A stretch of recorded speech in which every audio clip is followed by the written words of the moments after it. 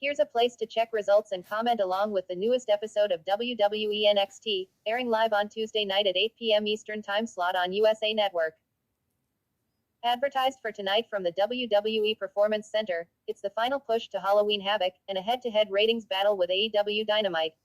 Before their Weapons Wild match, Cora Jade and Roxanne Perez pick each other's poison, and Perez has picked Raquel Rodriguez for Jade, who recruited Rhea Ripley to deal with Roxanne. Cameron Grimes is bringing a pair of good brothers to his fight with Schism, Sonya Deville will try to soften Alba Fire up for Mandy Rose, and Tony D'Angelo recruited an enforcer to teach Stax a lesson. Plus, Kevin Owens will be on hand to moderate what's sure to be a civil discussion between NXT champ Braun Breaker and challengers JD McDonough and Ilya Dragunov. Wesley teams with Oro Mensah against Carmelo Hayes and Trick Williams, and more. WWE NXT results and live blog for October 18. Hi, y'all, it's Eric. Let's start. We start with the Judgment Day making an entrance, here to support Rhea Ripley, who was recruited by Cora Jade. Rhea Ripley versus Roxanne Perez. We had a funny moment as Perez was making her entrance, with Vic Joseph asking Booker T if he sees Perez as a prodigy and Booker not responding for like 6 seconds before finally saying, yeah. Ripley is firmly in control, putting the boots to Perez with relative ease. The crowd is loving it too, chanting various things for her. The story of the match is very clearly that Roxanne is up against someone the likes of which she's never had to deal with before in her various comebacks, getting shut down time and time again. Perez has been battling, and as the match goes on she's going toe-to-toe with Ripley. It's not working out the best for her. She had a counter ready for the Riptide but couldn't hit Pop Rocks. Then Dominic Mysterio got involved, distracting her briefly and giving Ripley the chance to hit her finish this time. Ripley def. Perez via pinfall. Backstage, we see Cameron Grimes come up to Carl Anderson and Luke Gallows. They talk about the OC being heartthrobs and the best in the business. Gallows asked if Grimes knew why they accepted his offer and he broke out a big wad of cash. Because of got the paper. Anderson said, yes, that's true, but also it's because they want to go to the moon. Tony D'Angelo and Stax are out. Tony D has a mic and says it's a big night this evening. He can see Stax is ready to go, he's looking strong. Tony says this match is about respect and proving to everybody who he is and what he's about. Stax was eager, and the crowd was ready, and then D'Angelo said he did only after this commercial break. Insert said commercial break. We're back, and Grayson Waller is being interviewed backstage about his match against Apollo Crews. He's upset about being asked about being behind going into the match. He says he's the only one with the guts and the talent to defeat Crews and cap off the worst comeback story in WWE history. Suddenly on the video screen behind him, Chucky, yes, the killer doll from the movies, says the match against Crews will be a spin the wheel make a deal match. We're back in the ring and ready to find out who D'Angelo selected for Stax. Holy shit. Stax versus Shinsuke Nakamura. Big pop for that music. Huge chance for Nakamura to start. Stax responded with a headlock. He got pushed off to the ropes and ate an axe kick for his troubles. Joseph tells us Stax had someone else starting his car for him during the week, he was so worried. He's getting his ass handed to him in the match, with Nakamura hardly respecting his offense. Vic cuts in to let us know Grayson Waller has left the building. Back in the ring, Stax works out of a submission and even manages to knock Shinsuke down, but it isn't long before he's getting beat up again while the crowd sings Nakamura's song.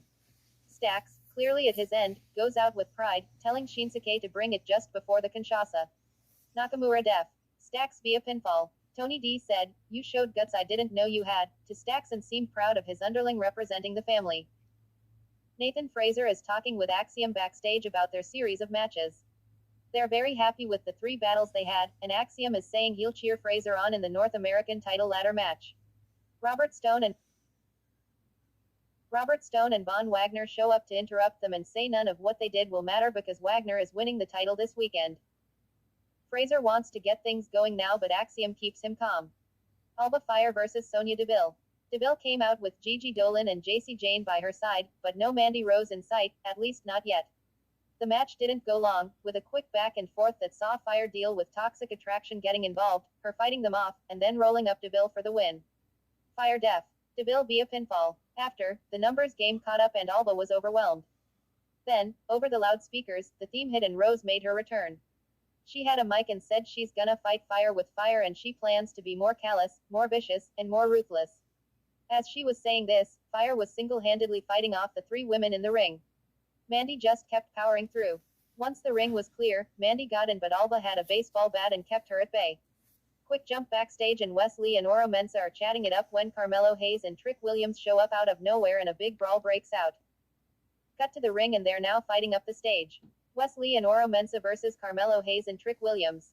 These guys are going fast and furious, throwing all sorts of offense at each other. Williams keeps turning the tide, cheating to give his team the edge when the ref isn't looking. The second time he did so, that gave Hayes the opportunity to hit a leg drop off the top rope that Lee sold huge, driving his own head into the mat. That was enough to finish it. Hayes and Williams def. Lee and Mensah via pinfall. They kept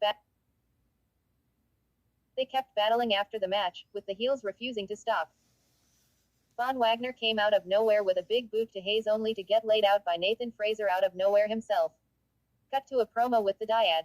Joe Gacy is upset with hypocrisy running rampant in NXT, calling Cameron Grimes the poster boy for it. He recruited the OC and that's disappointing, but no mass of humanity will stop them from tearing him down. Braun Breaker is interviewed backstage and he said he's down to fire things up again tonight and run through people. He's asked what we can expect to see from his appearance on the Co show tonight, and he put Kevin Owens over big, saying something incredible always goes down on those shows and he expects the same for tonight. We're shown a graphic telling us all three participants in the triple threat title match this weekend will be guests later. Time for the six-man tag team match.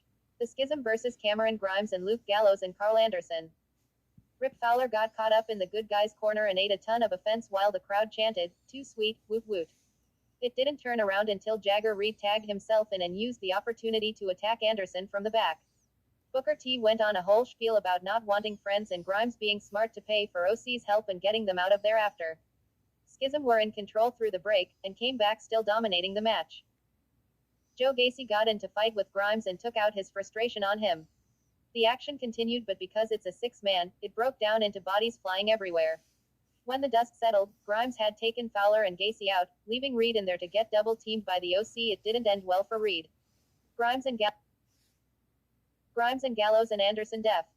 The Schism. Veer Mahan was interviewed backstage. He's asked what he whispered in Sanga's ear last week. Veer refuses to answer, saying it was just for Sangha and no one else. Sangha showed up and said he's ready to listen. Veer was very pleased, and walked off with him. Nikita Lyons and Zoe Stark are backstage at a table signing the contracts for the women's tag team title match. The champs also put pen to paper and were told the match will happen next week. They talk some trash to each other before Carter and Chance walk out, saying they're the better team and they'll win next week. Julius Creed and Damon Kemp were given the picture-in-picture interview treatment. Creed said he feels pressure as a privilege and he's nervous about his brother's career being in his hands, but their parents raised them to do the right thing and he'll get the job done. Kemp laughs at him and starts talking, but Creed tells him to shut up and he's getting payback soon enough. Kemp gets the chance to talk and calls him an arrogant loser who is jealous. What is there to be jealous of? Everything. Ha. Fair enough. Kemp says Julius is going to get this work on Saturday. He says maybe he'll hit Julius in the back 10 times with a chair like he did his brother. Julius comes back and says Damon peaked in high school and he's not even the best athlete in his own family. Kemp's comeback was to laugh and crack jokes about Julius not drinking enough milk. Julius ends by saying there's no remorse and no sympathy and the only thing he'll feel this weekend is the ambulance door when he's shutting it. Kemp promises to put his brother in the unemployment line. Because he's gonna need a job. Yeah. Alicia Taylor introduces us to the host of Halloween Havoc.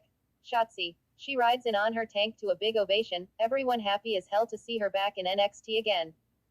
Surprise. They chant, "Welcome home," at her. If there is one WWE superstar that screams Halloween, it would be Shotzi, baby.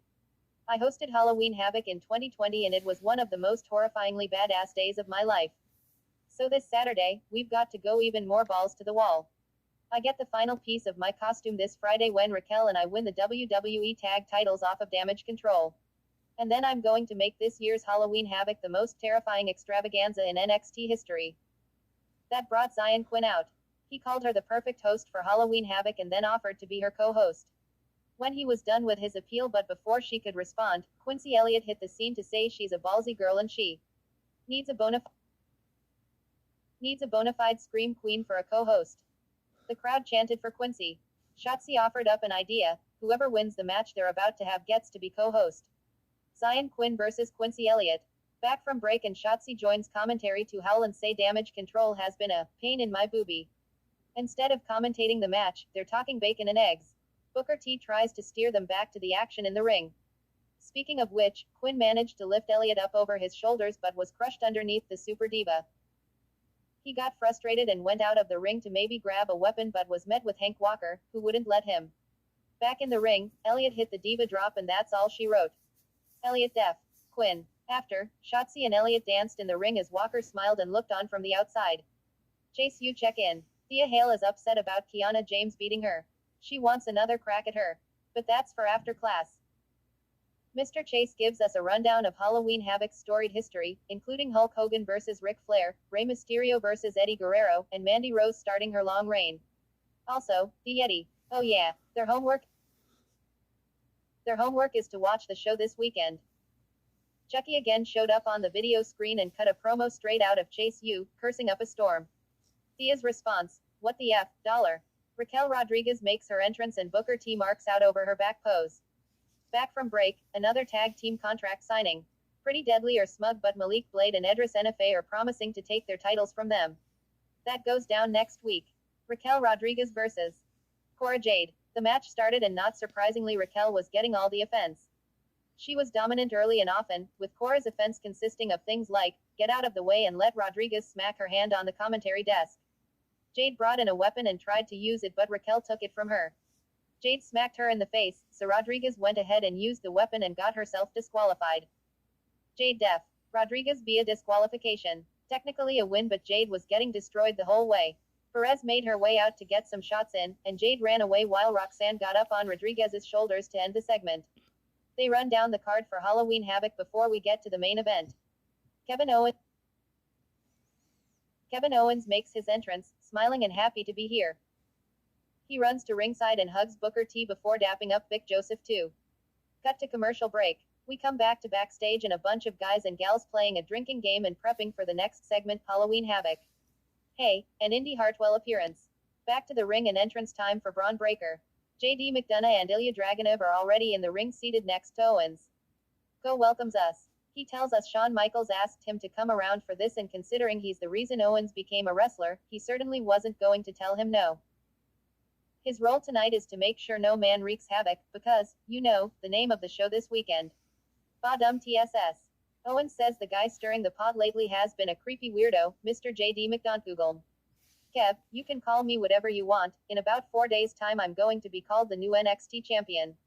Good comeback. He said he's been on his best behavior while the other two have been kicking up dust and getting at each other. Dragunov said it wasn't a mistake hitting Braun, even though he was aiming for JD, and when he stood over Breaker struggling for air he realized he's only human. You're beatable. Breaker gets his turn to talk and says over his dead body will anyone be taking the title from him. If Ilya wants a friend, get a dog. As long as he's breathing, he'll be NXT champion.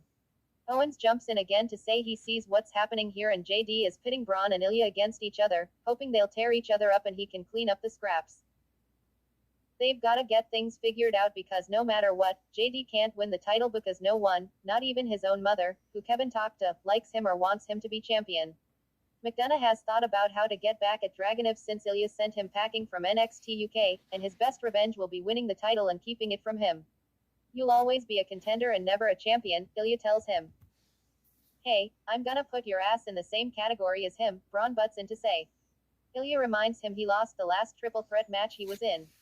They stand up and get ready to go at it. Owens comedically apologizes to HBK, making sure everyone pauses so he can bail, and then telling them to go ahead and go at it. They do just that. After a back and forth, Ilya holds the title up and then Austin Theory's music plays. He comes out and holds up the Money in the Bank contract. End.